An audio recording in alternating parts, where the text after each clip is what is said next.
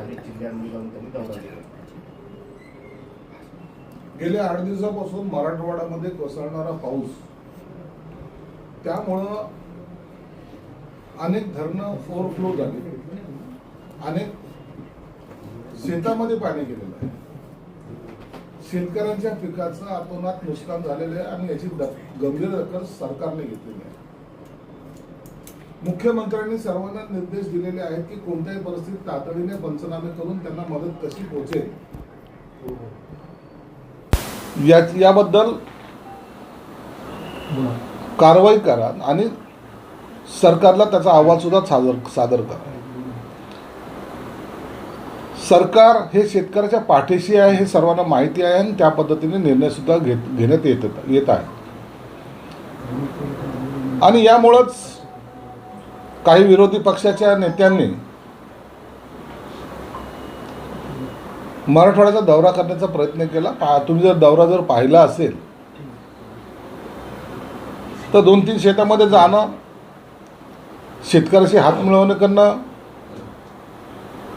आणि एकदाचा आपण मराठवाड्यामध्ये येऊन शेतकऱ्याच्या बांधावर गेलोय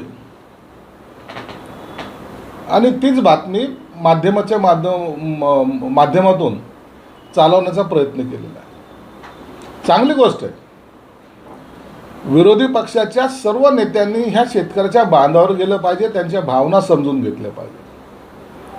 जेव्हा शेतकरी अडचणीत येतो त्या टायमाला त्याच्या पाठीशी उभं राहण्याचं सरकारची भूमिका तर आहेच आहे, परंतु अशी सामंजस्य भूमिका जर विरोधी पक्षाच्या इतर नेत्यांनी जर घेतली तर मला वाटतं शेतकऱ्याला सुद्धा दिलासा मिळण्याला हातभार लागेल.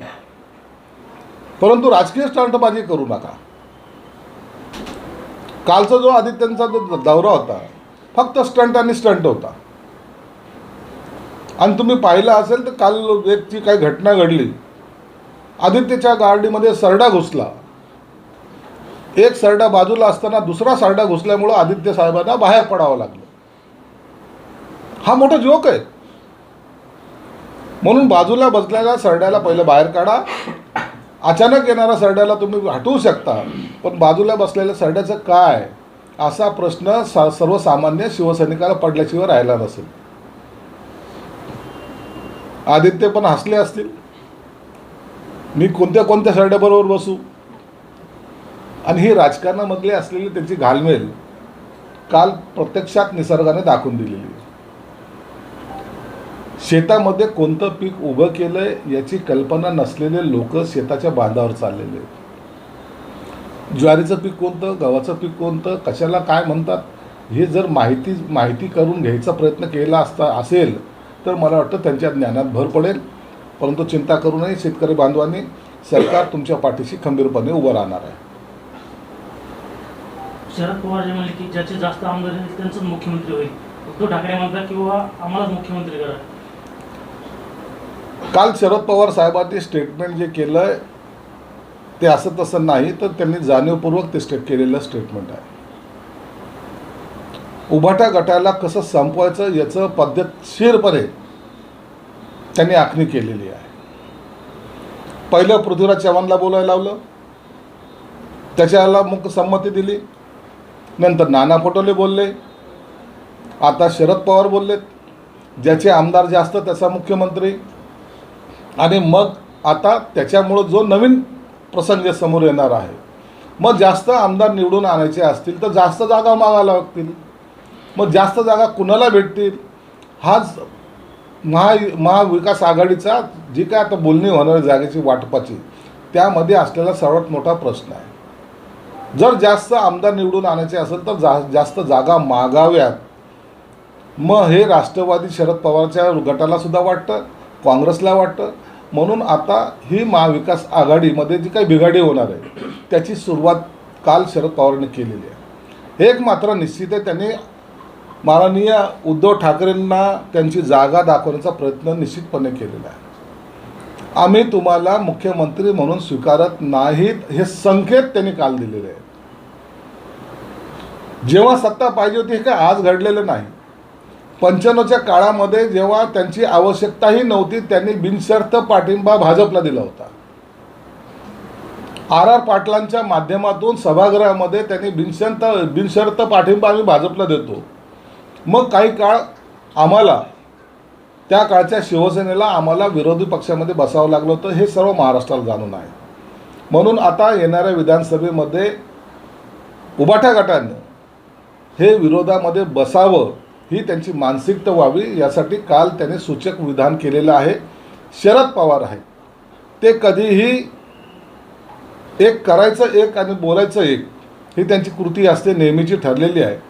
म्हणून काल त्यांनी स्पष्टपणे संकेत दिलेले आहे की उभाठाचा मुख्यमंत्री ना होणार आहे ना आम्ही त्याला होऊ देणार आहे. सर, वारंवार करून एमआयएम म्हणतंय की आम्हाला महाविकास आघाडीत घ्या. या संदर्भामध्ये काल त्यांनी पत्रकार परिषदही घेतली. आवश्यक आहे ना. जेव्हा लोकसभेला मुस्लिमांची मतं तुम्हाला चालतात, त्या मुस्लिमांच्या मतासाठी तुम्ही त्यांच्यावर तुम्हाला आता पाकिस्तानला पाठवणार आहे, तुमच्यावर आता संकट येणार आहेत म्हणून जे भुलभुलया देऊन त्यांची मतं घेतली, मग त्यांना तुम्ही बरोबर का घेत नाही हा प्रश्न ते एमआयएमने विचारलेला आहे. मला वाटतं एमआयएमला महाविकास आघाडी बरोबर घेण्यात त्यांना काही वाईटही वाटणार नाही, गैरही वाटणार नाही.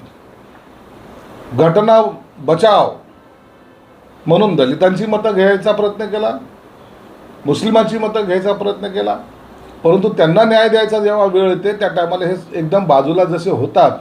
त्यामुळं एमआयएमने दिलेला इशारा आहे आणि मुस्लिम समाजाची डोळे उघडायसाठी त्यांनी काढलं आता मुंबईला जायची त्याची तयारी आहे की आपल्या मताचं हे फक्त वापर करतात हे दाखवण्याचा एमआयएमचा प्रयत्न आहे. पण एमआयएमने असं देखील इम्तियाज जलील यांनी इशारा दिला आहे, जर वक्तव्य जे केलंय महाराजांनी आणि राणीने त्यांच्यावरती तातडीने कारवाई झाली नाही तर मुस्लिमांनी आपापली वाहनं घ्यावी आणि 5 दिवसाच्या अल्टिमेटम नंतर आम्ही मुंबई गाठू. मुख्यमंत्र्यांवर पण टीका केली की मुख्यमंत्री अशा वक्तव्य करणाऱ्या माणसासोबत कसं राहतात. रामगिरी महाराजांनी मी आजही सांगतो की त्यांनी केलेलं कोणतं वक्तव्य चुकीचं हे त्यांनी आम्हाला सांगावं. त्या वक्तव्यामधली असलेली चूक त्यांनी आमच्या निदर्शनास आणून द्यावी तर आम्ही त्यांना मानू. परंतु रामगिरी महाराज बोलल्यानंतर माजी खासदार इम्तियाज जलील यांनी काय बोललं आहे त्या स्टेटमेंटचा कुणीही कुठंही उल्लेख येऊ देत नाही. त्यांनी जर हिंदू धर्माच्या एखाद्या महाराजांबद्दल अपशब्द वापरले असेल तर त्याचीसुद्धा गय केली जाणार नाही, हे तेवढं सत्य आहे. मुख्यमंत्री एकनाथ शिंदे साहेबांनी स्पष्टपणे सांगितलं आहे कोणत्याही जाती धर्माचा धर्मगुरू असो, संत असो, महात्मा असो, त्या कोणालाही महाराष्ट्रामध्ये त्याच्या केसाला धक्का लागणार नाही. ही भूमिका सर्व जाती धर्माच्या धर्मगुरूंसाठी केलेलं त्यांचं हे विधान आहे. आम्ही कुणाचा अपमान करायच्या मनस्थितीत नाही, करणार नाही आणि कोणत्याही धर्मगुरूंना कोणी जर धमक्या देत असेल तर त्यांना सोडणार सुद्धा नाही हे स्पष्टपणे मुख्यमंत्र्यांनी सांगितलेलं आहे. शरद पवार वारंवार म्हणतात की आम्हाला मुख्यमंत्री पदामध्ये इंटरेस्ट नाही. काल त्यांनी पुनरुच्चार केलेला आहे, याकडे तुम्ही कसं बघता? त्यांनी काल मुख्यमंत्री पदामध्येच इंटरेस्ट दाखवलेला आहे. शरद पवार जे करायचं असतं ते कधी बोलत नाहीत आणि जे बोलतात ते कधी करत नाहीत. त्यांना काय आवश्यकता होती? ज्याचे आमदार जास्त त्यांचा मुख्यमंत्री. उद्या काँग्रेस आणि राष्ट्रवादी एक राहील, उभाठाला ते बाजूला फेकायचा प्रयत्न करतील. परंतु हे जेव्हा त्यांची निवडून येतील तेव्हाची गोष्ट आहे. परंतु ही वातावरण निर्मितीसुद्धा करणं आणि आमदार कसे निवडून येईल याचा प्रयत्न करणं हा त्यांचा एक डाव आहे आणि हे उभाटाच्या आजही लक्षात येणार नाही. संजय राऊतला आजही वाटतं की आमच्याशिवाय त्यांचं काही भागत नाही. परंतु आता तुम्हाला सोडून काँग्रेस आणि राष्ट्रवादी आपला स्वतःसुभा मांडणार आहे एवढं मात्र निश्चित झालेलं आहे. बरं, ते शेतकऱ्यांना आत्महत्यासाठी नोव्हेंबरमध्ये एक निर्णय घेण्यात आला होता की तातडीने मदत द्यायची, म्हणजे इतर खात्यातून ही पैसे तातडीने दिले जात होते. मात्र आता तर आदेश काढलाय की ते देता येणार नाही. त्यामुळे असं झाल्याचा आरोप होत आहे आणि आता शेतकऱ्यांना, आत्महत्याग्रस्त शेतकऱ्यांना तातडीने मदत मिळणार नाही जर निधी त्यांचे पैसे जे आहेत या योजनेकडे वळवल्याचं सांगितलं जात आहे. महसूल वन विभागाने असं परिपत्रक काढलंय.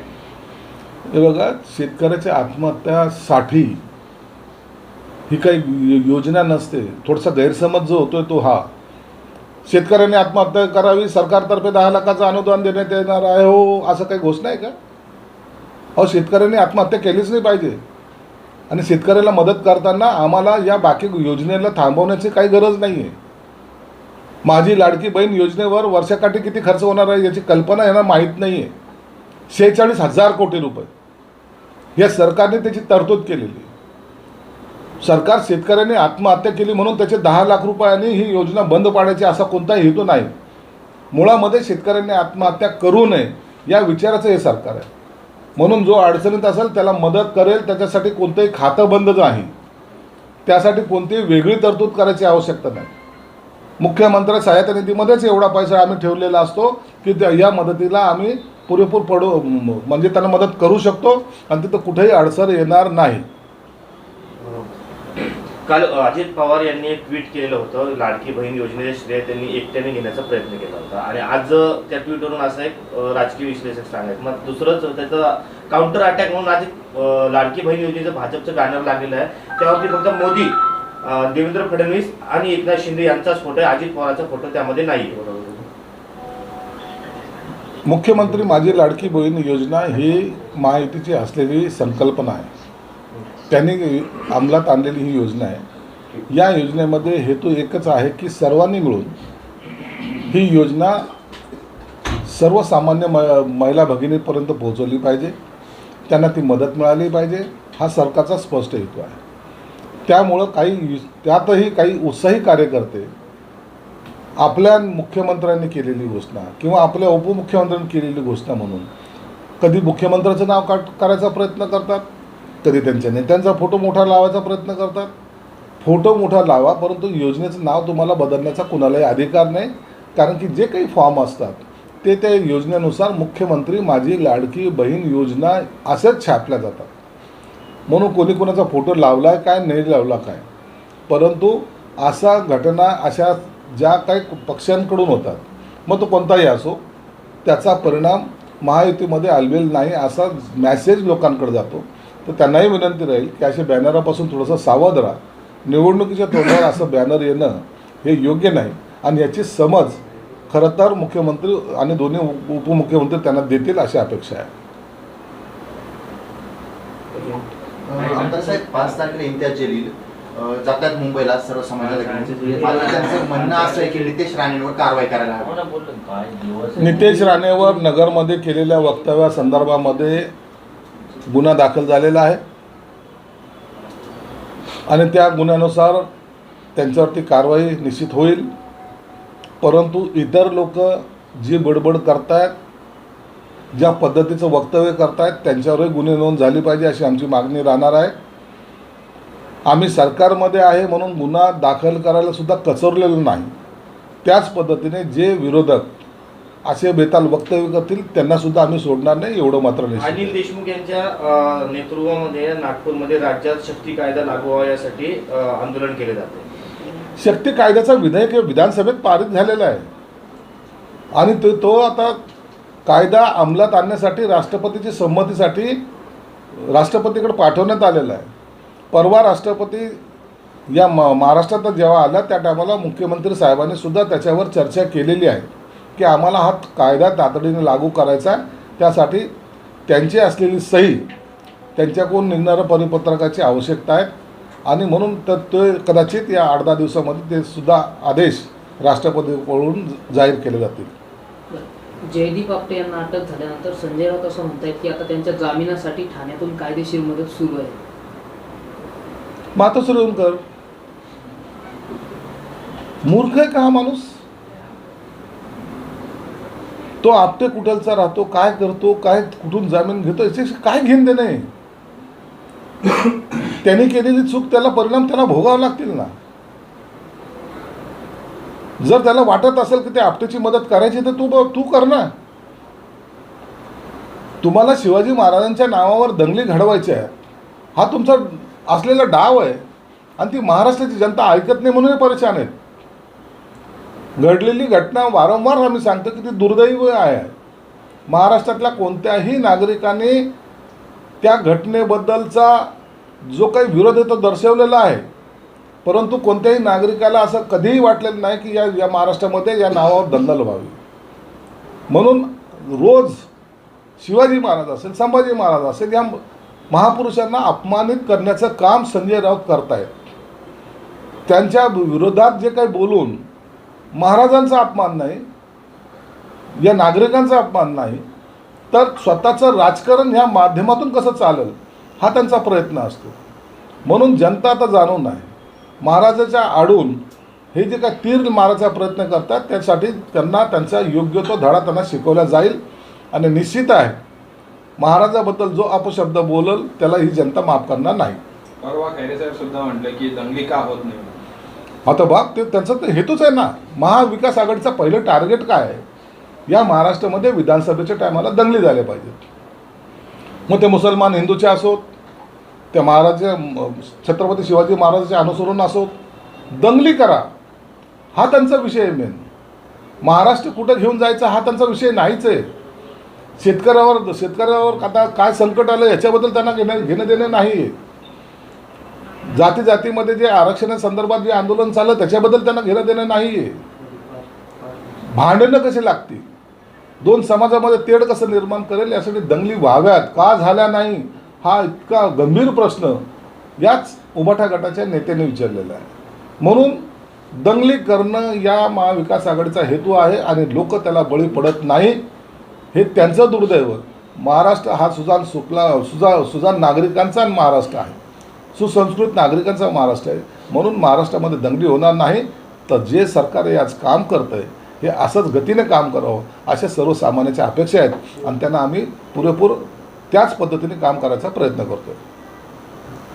त्याचं निमंत्रण विश्वजित कदमांनी उद्धव ठाकरे यांना दिलं होतं. मात्र उद्धव ठाकरेंनी खाजगी कार्यक्रमाचे कारण ते जाणं टाळलेलं आहे आणि कदमाच्या कार्यक्रमाला आज राहुल गांधी आहे. कुठेतरी उद्धव ठाकरेंच्या मनात सांगितली पराभवाची सल आहे का तुम्हाला कळत? उद्धव ठाकरेंना आता त्यांची जागा त्यांना कळालेली आहे. जाऊन जरी त्यांना बाजूच्या खुर्चीवर कोपऱ्यात बसावं लागलं तर हा त्यांचा अपमान आहे. म्हणून त्यांनी जाणं टाळलेलं आहे. फोनवर दिलेलं निमंत्रण आणि उद्धवसाहेब ते ॲक्सेप्ट करतील असं मला वाटत नाही. अपमानित होण्यापेक्षा कार्यक्रमाला न जाणं योग्य राहील असा सल्ला त्यांच्या सल्लागारांनी दिला असावा आणि म्हणून ते त्या कार्यक्रमाला जाणार नाहीत. राहुल गांधी महाराष्ट्रात आलेत म्हणून कधी ते मातोश्रीवर जशी जाणार नाहीत तसे आता उद्धव ठाकरेंनासुद्धा कल्पना आली की काँग्रेस आपल्याला जवळ करायला तयार नाहीत म्हणून त्यांनी आज त्या कार्यक्रमाला दांडी मारलेली. कुठेतरी ते पराभवाची सल पण म्हणतात. पराभवाची सलचा प्रश्न येत नाही. 3 दिवस दिल्लीत बसून जर आम्हाला न्याय मिळत नसेल तर त्यांच्या कार्यक्रमाला का जायची ही त्याच्या मागची भावना आहे. एक स्थानिकचा प्रश्न आहे. खालीचा देवळाईचा जो रस्ता आहे तो खूप खराब झाला, अपघात होत आहेत, लोकांच्या तक्रारी वाढलेल्या आहेत. त्या संदर्भात थोडं देवळाईच्या रस्त्यावर असलेला जी मोठी इलेक्ट्रिसिटीची लाईन आहे त्याचं काढण्याचं काम आता चालू आहे. निश्चित लोकांना थोडा त्रास होतो आहे परंतु युद्ध पातळीवर त्याचं 86 लाखाचं एस्टिमेट बनवून ते आता केबल काढायचं काम टाकायचं काम चालू आहे आणि या 2-4 दिवसामध्ये ते काम संपेल आणि देवळाईचा रस्ता हा शहरातला सर्वात सुंदर रस्ता तुम्हाला लवकरच पाहायला मिळेल.